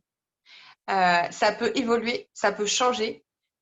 Et c'est simplement une personne qui va s'autoriser, en fait, aussi ces changements de destination. Parce que parfois, peut-être que le rêve, ça va être j'en sais rien, de créer, par exemple, d'acheter une maison à la montagne, etc., d'aller faire un atelier de permaculture ou quoi que ce soit. Et puis peut-être que dans 2 ans, 3 ans, elle va se dire, bah, moi, mon rêve maintenant, c'est aussi d'être maman, j'en sais rien, ou de voyager à travers le monde. Et donc, c'est quelqu'un qui s'autorise à être dans sa pleine écoute à chaque instant de sa vie et de se dire qu'il n'y a rien qui est impossible. D'accord, c'est une très jolie Voilà. définition et ça donne envie de suivre, de devenir un serial dreamer. OK. Ensuite, j'aimerais savoir, bah, justement, plus haut, tu parlais que tu avais des ambitions encore plus grandes et tout et tout. J'aimerais que tu nous en dises un peu plus dessus. C'est quoi tes ambitions? Alors, mes ambitions, elles sont très, très, très, très, très grandes. Mes ambitions, déjà, en fait, c'est de… Moi, mon rêve, là, qu'on partage, c'est d'aller, en tous les cas, vivre dans quasiment tous les pays du monde. Donc, c'est d'être semi-nomade sur le long terme, parce que là, on est semi-nomade pour le moment, c'est la première année. Bon, on est tombé en plus en pleine année coronavirus. Mais voilà, notre rêve, c'est vraiment en fait comme ça de voyager 6 mois par an et d'aller avec pour but en fait d'aller vraiment à la rencontre de toutes les cultures, d'aller s'enrichir et d'aller donner aussi au contact en fait de ces cultures-là. Donc ça, c'est vraiment un rêve de vie très profond.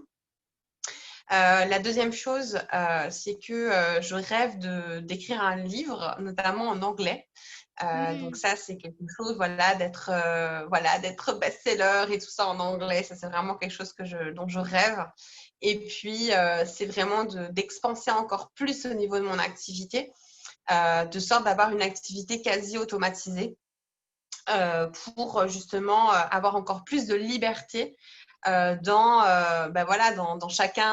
chacune de mes journées et d'avoir en fait une activité quasi automatisée en 2 langues, c'est-à-dire en français et en anglais. Waouh! Voilà. Et puis je sais pas, dans l'idéal qui rapporte des millions, tu vois, enfin Ah bah oui, dans faut l'idéal, y bah, aller si c'est quoi. un rêve, comme tu dis, Hein, allez hop, hein, voilà, comme Allez Rold, on y va voilà, quoi. on y va, on s'engage. Voilà, Bah, exactement. c'est des super, belles ambitions en tout cas, waouh, ça va être génial, j'ai hâte de voir tout ça, parce que ça va se réaliser bien évidemment.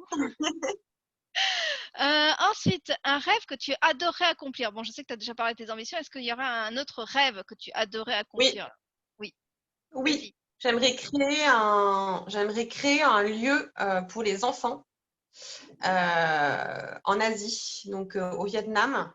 J'aimerais créer en fait un lieu pour les enfants qui sont soit extrêmement pauvres, qui sont dans des lieux en fait reculés, donc notamment agricoles, qui n'ont pas forcément les liens voilà, vers la ville.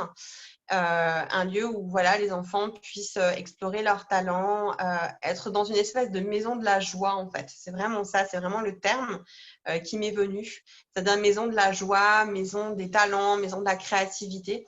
Et ça pourrait être en fait pour des enfants soit très pauvres, soit qui sont sans parents. Et où en gros, bah, ils ont à la fois bien sûr la possibilité d'être pris en charge dans le sens, tu vois, nourris, soignés, etc. Mais surtout aussi de pouvoir les accompagner dans la découverte en fait d'eux-mêmes et de leurs talents et de leur créativité et de leurs projets. Voilà, ça c'est vraiment quelque chose voilà, Wow. que j'ai depuis très longtemps et je suis engagée en fait dans l'enfance depuis 4 ans maintenant. Oui, j'ai vu aussi Voilà. que tu avais marrainé, c'est ça? Des Oui, je enfants. m'arrête. Oui, sur ton compte Ouais. Instagram, tu en parlais à un moment donné. Mais je t'ai dit, j'ai tout regardé, hein. Ouais. J'en marraine 2. Voilà, je marraine 2 enfants. C'est Ouais, trop bien, moi, j'ai vu dans ça. C'est ouais, apporter via l'ONG. justement une aide à un enfant, mais c'est génial, ouais. Et en tout cas, c'est un super beau projet que tu as, hein. Donc, ça aussi, c'est Merci. pareil. J'ai hâte de voir ce que ça va donner. Ok. Ensuite, une destination de rêve que tu n'as pas encore visitée. Un pays. Moi, ce serait une destination de rêve que j'ai pas encore visitée. J'aimerais beaucoup visiter New York. Voilà. Moi, les États-Unis, j'ai une grosse histoire. Et j'ai une partie de ma famille en fait qui habite aux États-Unis, côte ouest. Et donc, je suis allée sur la côte ouest, mais par contre, j'ai jamais fait la côte est. Et l'un de mes rêves, c'est de faire en fait, tu vois, de visiter même tous les États au niveau des Mhm. États-Unis. Voilà, mais New York m'appelle particulièrement. Voilà, la côte est m'appelle beaucoup. Ok. Voilà. Ça Voilà. aussi, ça va être un rêve qui va se réaliser. On est en train de. Oui, c'est ça, dès que ce sera possible en fait au niveau du coronavirus, tu vois, voilà. Une fois Ouais, que tout sera. oui, on est d'accord, hein. Ça embête un peu ce truc-là, mais on sait que c'est que Un passager, peu hein. embêtant, Ah bah oui, c'est ça. clairement, hein, c'est passager, faut Voilà. laisser passer. De toute façon, même si tu vois, comme tu dis, Oui, ça, il n'y a pas le choix. en fait, je pense que cette épidémie, ça nous apprend la patience aussi. Parce que tu sais, enfin, même moi, je suis, mais je pense que tu es comme ça, tu as envie, tu veux y aller, on y va, on est engagé et tout, on n'a pas le temps à perdre parce que bah, la vie, elle défile super vite. Et ça, te dire, enfin, en tout cas, moi, c'est ce que je ressens en ce moment, te dire que tu es frustré parce Oui, qu'il y a certaines choses que tu aurais envie de faire et que tu peux pas faire parce que ben, tu fais attention aussi. Je dirais, si on peut éviter de choper ce machin-là, ça serait pas mal, hein. c'est ça. C'est pour ça. Voilà, on est d'accord. Et ça t'apprend la patience à dire, OK, instant présent, on verra comment ça se Voilà. passera. C'est bon, il y a encore du temps. On est d'accord. Exactement. Et puis on investit aussi ce qui est au moment T. Et puis honnêtement, nous on avait comme projet, parce que je vais faire 40 ans, donc si jamais c'est possible, je vais faire 40 ans dans 2 ans. Donc ça aurait été de partir 6 mois vivre aux États-Unis. Voilà. Hmm. Donc en 2022. Voilà. Donc voilà, mais on accueillera ce qui est et ce qui est juste à ce moment-là au niveau de l'énergie planétaire. Voilà. Exactement, c'est très bien dit. OK. Ensuite, qu'est-ce que tu rêverais de plus dans le monde? Toi, qu'est-ce que tu rêverais qu'il y ait plus dans le monde? En plus, tu as écrit le livre. Je rêvais Je je rêve, rêve d'un autre je monde rêve d'un heureux. autre monde. Ouais. Voilà, mais qu'est-ce que Euh, toi, enfin, voilà. Moi, il y a quelque chose alors, qui est encore plus présente aujourd'hui, c'est la paix. Ça peut te paraître hyper bateau ce que je suis en train de te dire, mais je vais m'expliquer. C'est la paix, c'est ce sentiment en fait de quiétude et ce sentiment en fait de paix des individus vraiment envers les autres. C'est quelque chose pour moi, de très très profond. Alors, je vais te raconter une histoire. On est resté dans un village pendant 17 jours. Donc, c'était à côté de, pas très loin du Dubrovnik, mais c'est un tout petit village qui s'appelle Čilipi. Et à Čilipi, en fait, quand on est arrivé avec Zach, hein, on va être très sincère, on s'est dit, oh là là, mon Dieu, on est dans un endroit un peu paumé. Alors, nous, on n'a pas peur de ça. Mais on s'est dit, bon, on espère qu'on sera pas mal accueillis, etc. On est un couple mixte. Hein. Donc, voilà, ça peut, tu vois, tu sais jamais comment ça réagit, etc. Et tu te bases aussi par rapport à ce que tu vis en France. Bon. Et en fait, on a été bouleversés à tel point que j'ai pleuré 2 jours avant de partir de cet endroit-là. Et pendant les 2 jours qui ont suivi, j'ai pleuré du fait de partir de cet endroit-là parce que l'accueil et parce que les liens qui unissent les êtres là-bas, je ne l'ai jamais vu dans le monde. Jamais. J'ai beaucoup voyagé et alors encore moins dans mon propre pays. Et ça a été un moment très fort pour nous parce que tu te rends compte que déjà, les gamins, ils sont entre le soir, etc. Personne n'a peur parce que il n'y a pas de raison d'avoir peur, de manière très claire. Tu te rends compte que quand tu vas chercher ton pain, donc pas qu'au village, hein, je te parle vraiment de la région. Donc, tu n'as pas forcément une boulangerie d'ailleurs à Čilipi. Tu dois prendre la voiture et tu vas un petit peu plus loin. Les gens arrêtent leur voiture. Elle est en route, s'il te plaît. Elle a la clé sur le contact et la portière ouverte. Ah oui. Et tout le monde sait qu'il n'y a pas de problème. Il n'y a aucun problème. Personne ne va aller penser, en fait, à aller, voilà, piquer la voiture. Nous, on a été pendant 15 jours nourris par notre propriétaire et par le voisin qui nous ramenait des légumes et des fruits du jardin, des bouteilles de vin, etc. Machin. Et en gros, genre, c'est naturel, en fait, pour eux. Ça fait partie, en fait, de… Wow. Voilà, on s'échange les choses, etc. Et en fait, il y avait une sensation de paix et de quiétude. Et alors, quand on est parti avant-hier, on a dit à notre propriétaire qui n'était pas là, où est-ce qu'on vous laisse la clé? Tu vois, est-ce qu'on vous la laisse dans une boîte aux lettres ou il y a quelque chose? Eh bien, la réponse, ça nous a encore plus marqué, ça a été non, vous les laissez sur la porte. Et là, on s'est regardé avec Zach, on s'est dit, est-ce que tu t'imagines un seul moment mettre la clé sur la porte quand tu es en France? Et non. Et en fait, c'est là où on s'est dit, c'est cette paix et cette quiétude et ces rapports hyper bienveillants entre les gens. Moi, c'est ça, en fait, qui aujourd'hui, enfin, c'est ce dont je rêve, entre guillemets, pour le monde, parce que c'est quelque chose qui change tout.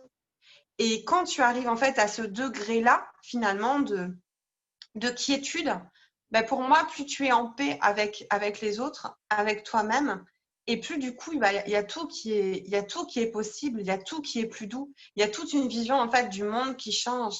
Et moi, je t'avoue, je me suis coupée des réseaux sociaux actuellement parce que ce que je vois et ce que je ressens dans mon pays que j'aime hein, et que je vais rejoindre, c'est tout l'inverse en fait. C'est de la guerre entre les gens, c'est des déchirements, c'est du jugement, c'est tout en fait ce que je n'ai pas vécu à l'étranger et dans des pays qui supportaient les mêmes choses, mais qui avaient d'autres rapports interpersonnels. Et je me dis que ce serait formidable en fait d'avoir justement cette paix entre guillemets d'âme, des âmes et des personnes entre elles, vraiment. Wow. C'est en fait c'est un magnifique partage, encore plein de richesses génial. Franchement, je savais pas du tout que ça pouvait exister et c'est vrai qu'on se sentirait beaucoup mieux, beaucoup plus serein si on apprenait tous à s'aimer, arrêter de se juger, arrêter de juger le voisin pour ci ça et vraiment s'accepter comme on est. Et aussi ouais, waouh, mais c'est génial. Bon, c'est encore génial. Non, vraiment très beau partage et ouais. Merci en tout cas pour ce que tu partages. Avec plaisir. Alors ensuite, une pâtisserie ou un plat que tu rêverais de manger? Oh là là, c'est trop dur cette question. C'est la question la plus dure de l'interview. Ah mais moi je suis une gourmande. Hein. Mais Moi oui! laisse tomber. Hein. Oh là là, quelque chose dont je rêverais de manger. Donc ça signifie éventuellement que peut-être j'en ai pas mangé depuis un moment.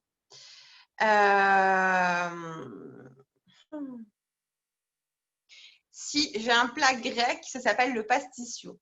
et du pasticcio. C'est trop bon. Et on n'a pas pu aller en Grèce, du coup, bon, à cause de tout ce qui se passait. Ça, c'est vraiment quelque chose que j'adore, j'adore manger. C'est comme des lasagnes, mais en Mm. autrement, cuisiner vraiment autrement, etc. Avec des épices, avec de la cannelle. Enfin, bon, c'est super bon. Et il y a autre chose, c'est qu'en France, j'aimerais bien retrouver les pierogies. Parce que j'ai passé 3 mois et demi en Pologne et on mangeait des pierogies là-bas et c'est super bon. C'est trop, trop fin, c'est bon, c'est oh là là, mon Dieu. Et du coup, j'aimerais trop en retrouver en France. Bon, mais à Montpellier, je ne sais pas s'il y en a. Mais voilà, des choses artisanales, hein, je précise, hein, pas Ah quelque oui. chose, voilà. Donc, ouais. Ah oui, moi, j'aime trop manger. En plus, c'est midi, donc on est en plein dans les heures. On va avoir enfin la question au bon moment, quoi. Ok. Ensuite, une musique ou chanson qui te donne de l'émotion et qui invite au rêve.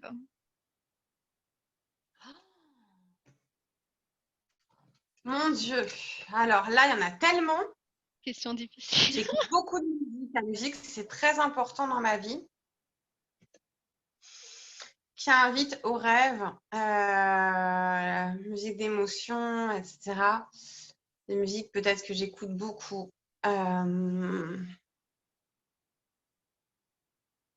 Moi, j'aime beaucoup Ed Sheeran, j'avoue, de manière globale. J'aime beaucoup ce qu'il fait. C'est quelqu'un que j'aime énormément, Ed Sheeran. Et ensuite, peut-être une musique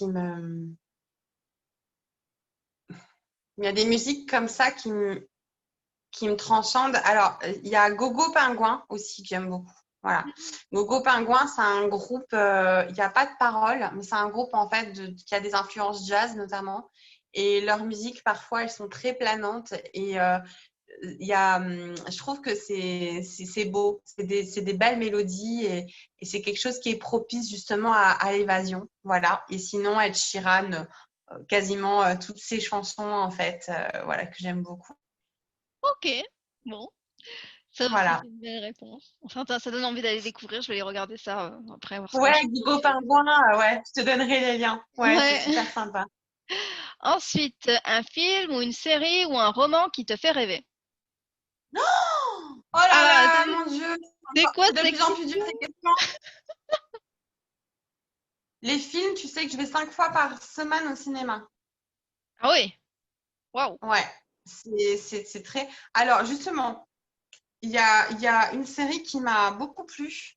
Ça s'appelle Self-Made sur Netflix. Ça me parle, oui. Self-Made, oui, c'est l'histoire, tu sais, de la première femme noire Hmm, américaine. C'est une histoire vraie qui est devenue millionnaire. hmm. À l'époque où c'était quand même, il y avait de la ségrégation et très clairement, bon, c'était quand même très très compliqué. Donc cette histoire m'a énormément parlé. C'est une très très belle série que je recommande. Et puis, de manière globale, il y a aussi un film que j'avais adoré, c'est Le Majordome. Donc, un film très émouvant sur 3 heures qui raconte l'histoire en fait d'un homme qui est resté. Alors, je ne sais plus si c'est vrai, je ne veux pas dire de bêtises, mais le premier homme en fait à la Maison Blanche, tu vois, premier Hmm. homme noir à la Maison Blanche sous différentes présidences. Et c'est avec Forest Whitaker. Et franchement, un film qui m'a ébloui vraiment.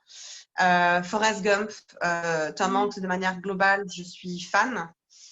Vraiment. Et je trouve que tous ces films, en tous les cas, te donnent le Joy aussi. Ah là là, mon Dieu, regardez Joy si vous êtes entrepreneur. C'est un vrai film, c'est une histoire vraie. Et franchement, regardez-le, c'est avec, je me rappelle jamais son nom à cette actrice, elle est top. Euh, Honnêtement, regardez-le parce que vous allez voir en fait comment une entrepreneuse partie de rien a cartonné et est devenue quelqu'un qui a compté justement et de quoi elle est partie. Et franchement, c'est un très très beau film. Voilà. Wow. Voilà ce à quoi je pense de manière globale. Et puis Wow.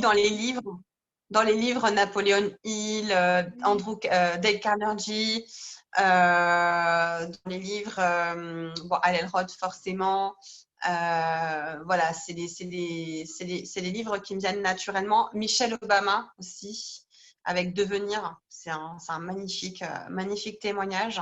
Oprah Winfrey, forcément. Voilà, donc voilà quelque chose, voilà, des références qui me viennent comme ça naturellement. Waouh, bah, génial. En tout cas, beaucoup de choses inspirantes. Joy, je connaissais pas. Enfin, il y en a beaucoup que je connaissais pas. Forrest Gump, je connaissais, mais ça donne envie d'aller découvrir tout ça, tout ça. Donc, c'est bien. Tu me fais ma petite liste de choses, de nouvelles choses à découvrir. C'est ça. Ok, très bien. Alors ensuite, là, ça c'est la dernière question. Et après, une expérience que tu rêverais de vivre. Une expérience que je rêverais de vivre. Il y a une chose qui m'est venue spontanément, donc je vais répondre très sincèrement. J'aimerais pendant 15 jours prendre des vacances sur un bateau avec Waouh. mon homme et être au milieu en fait de la mer parce que la mer c'est vraiment mon élément et je suis bien là-bas, je suis bien dans la mer. Tu vois, il y a des horizons, tu as l'infini, il y a vraiment quelque chose de très paisible. Voilà, donc ça, c'est la première chose que j'ai vue et c'est un de mes rêves, ouais. Mm. C'est un très beau Au milieu rêve. de nulle part, tu vois, au Ah, milieu de nulle part, tu peux aller te baigner, tu peux aller explorer les fonds marins, tu te poses sur la rambarde, tu vas écrire tes emails ou tes écrits inspirés. Et puis ensuite, tu fais la petite sieste. Et puis ensuite, tu as le bateau hop, tu le fais démarrer un petit peu. Tu vas visiter une petite île perdue où personne n'a accès. Voilà, moi, c'est mon rêve, quoi. ah bah on le voit, en tout cas on le vit avec toi, le rêve, il va se réaliser, donc ça va être super. C'est chouette. En tout cas, ouais, c'est bien. Comme ça, tu pourras revoir cette interview et dire ah j'ai réalisé ça, j'ai réalisé ça, j'ai réalisé ça. Oh, grave. Ok, alors on va terminer par une dernière chose pour, voilà, pour éviter de faire que cette interview soit très longue. Donc, je ne sais pas si tu as vu les interviews que je fais, mais je propose toujours un petit défi à la fin. Donc, on va essayer de faire. Alors, j'en ai deux à te proposer. Un qui devrait être très rapide et le deuxième qui pourrait être, mais ça, le deuxième, ça, en fonction de toi, c'est à voir. Donc, voilà. Le premier, ce que Ouais. j'aimerais que tu fasses, c'est que tu utilises ton prénom et que pour chaque lettre de ton prénom, tu vas sortir un mot qui fait penser, enfin, soit qui fait partie de toi, soit qui te fait penser à quelque chose qui te fait rêver ou quelque chose comme ça.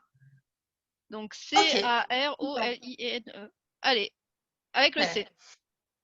Allez, créative, ambitieuse, Oui, romantique, ok. avec le O. Ah,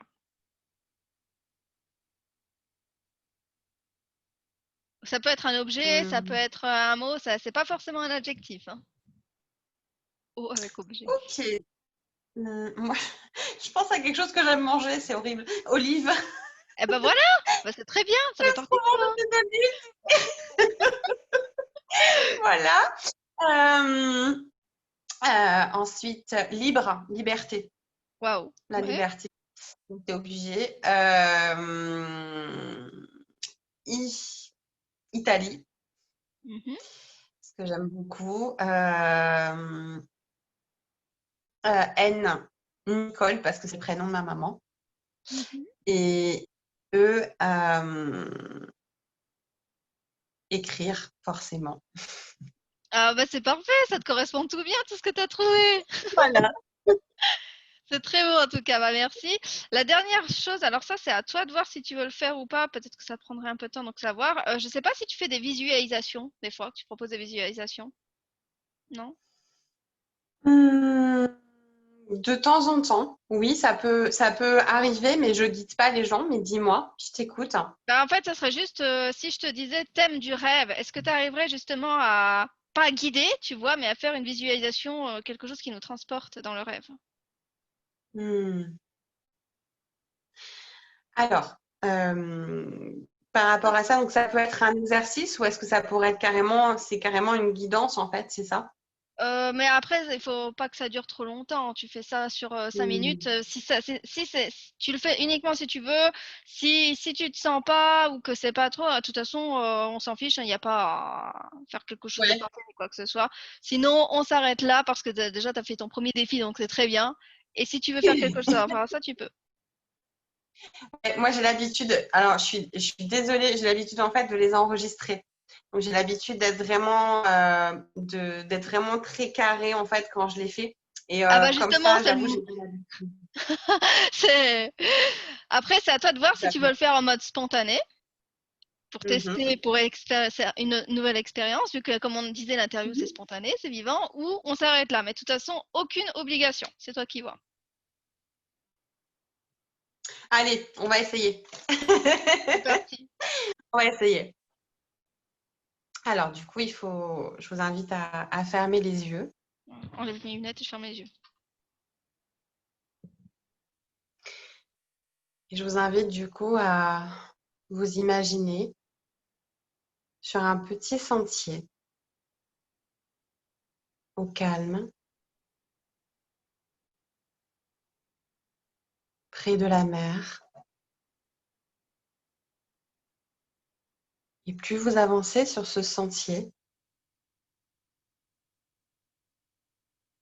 et plus vous allez vers vos rêves, vous vous sentez détendu, serein, calme.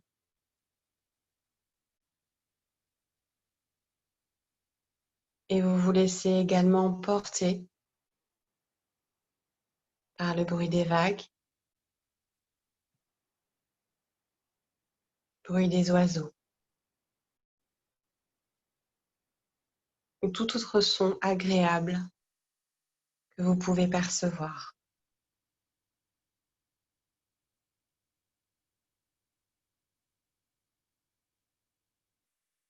Vous poursuivez votre marche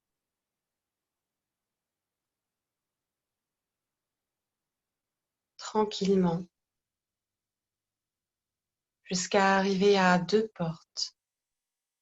Deux portes qui se matérialisent devant vous, une à votre gauche, l'autre à votre droite. La porte située à gauche représente la sécurité, représente le cocon dans lequel vous êtes actuellement, ici et maintenant, représente la stabilité.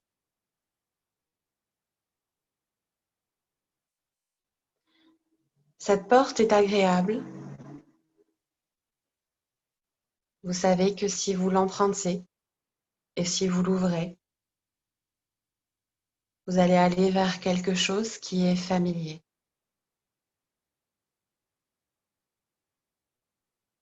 vers quelque chose où vous vous sentez bien, mais où vous savez qu'il vous manque également une petite étincelle de vie.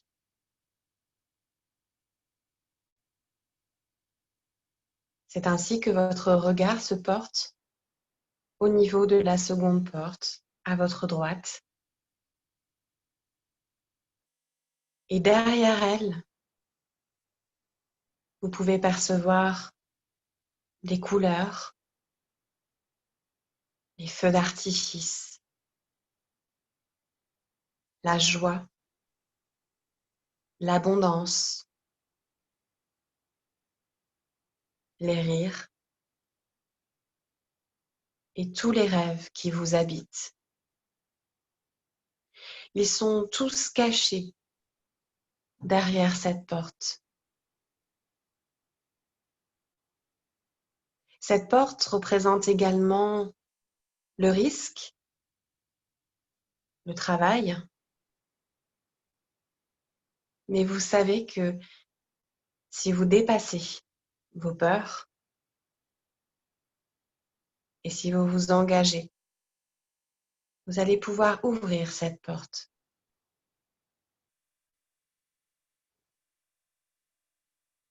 Au contraire, la porte de gauche est-elle déjà ouverte?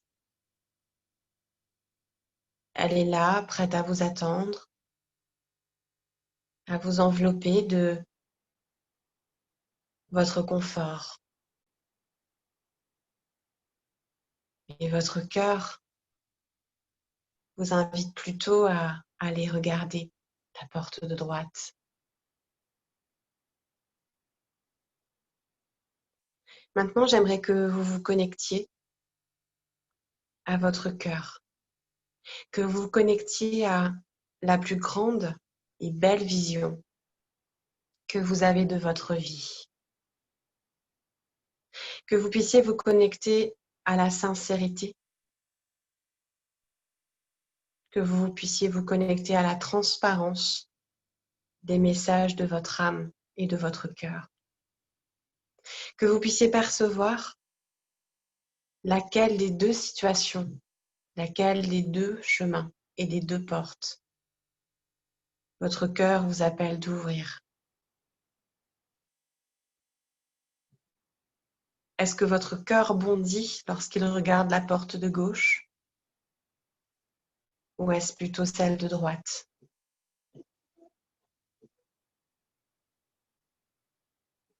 Sentez-vous que vous êtes en train d'honorer votre âme en choisissant la porte de gauche? Ou vous sentez-vous irrésistiblement attiré par celle de droite?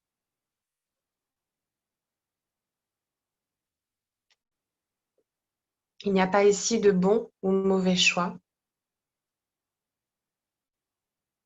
Il y a simplement une écoute sincère envers soi-même à avoir.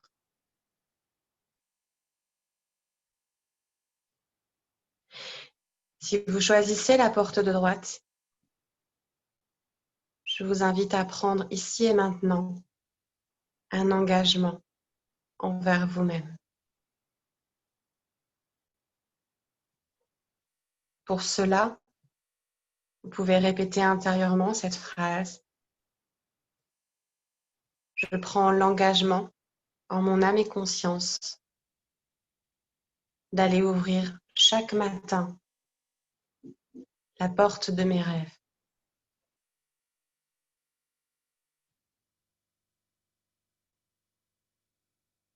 Je vous invite à ressentir les vibrations de cette phrase, de ressentir l'écho qu'elle fait en vous. Je vous invite à repenser à toutes les couleurs et aux feux d'artifice que vous entendiez peut-être lorsque vous pensiez à cette porte de droite. Et je vous invite à les mettre et à les placer dans votre cœur, ici et maintenant.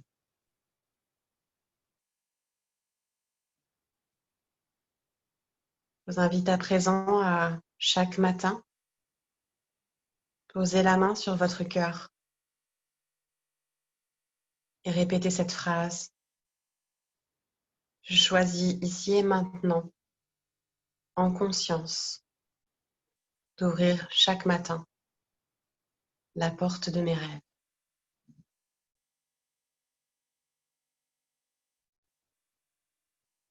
Vous avez à présent tout le potentiel et vous avez chaque matin ce choix-là qui vous importe et ce choix qui vous revient. Ne l'oubliez jamais.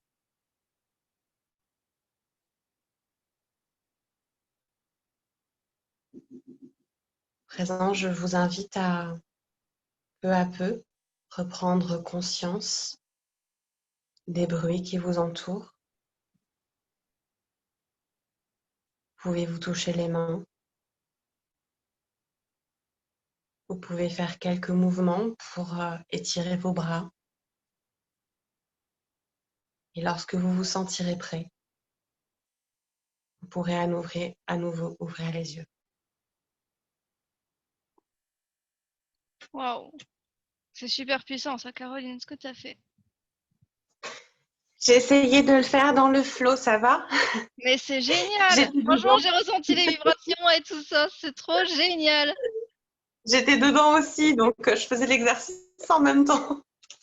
Mais c'est trop génial. Et puis, ça donne envie et tout. Ça donne de l'espoir. Ça, en fait, c'est même, je dirais, c'est une superbe conclusion à cette interview.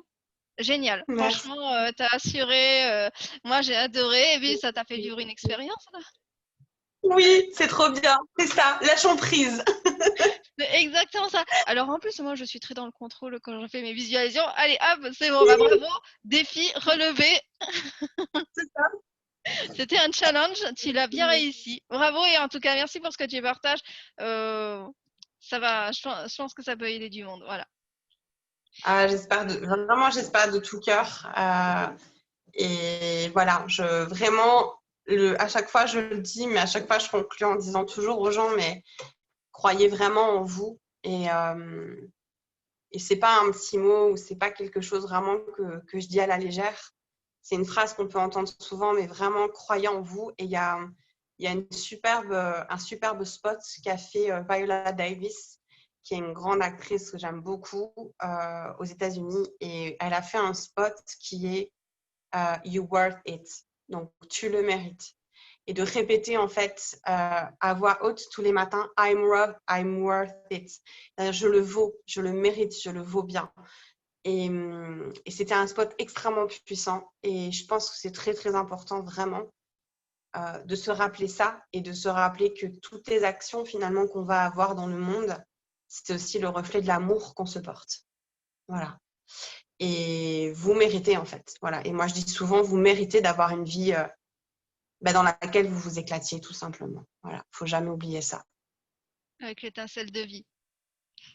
Ouais, exactement. Merci beaucoup, Caroline. Cette interview a été magique, magnifique. J'ai adoré. Tu as partagé énormément de pépites et de valeurs dedans. Donc, merci beaucoup à toi pour ce moment passé ensemble. Merci de tout cœur, Noémie. Merci pour ta bienveillance. Merci pour tout. Vraiment. Merci. Eh ben, avec plaisir. Le plaisir a été partagé. Oui. Tant mieux. Trop. Donc, on va se dire au revoir. On se retrouve dans les coulisses et dans 3 secondes, nous couperons cet enregistrement. Donc, au revoir à tout le monde. 3, 2, 1.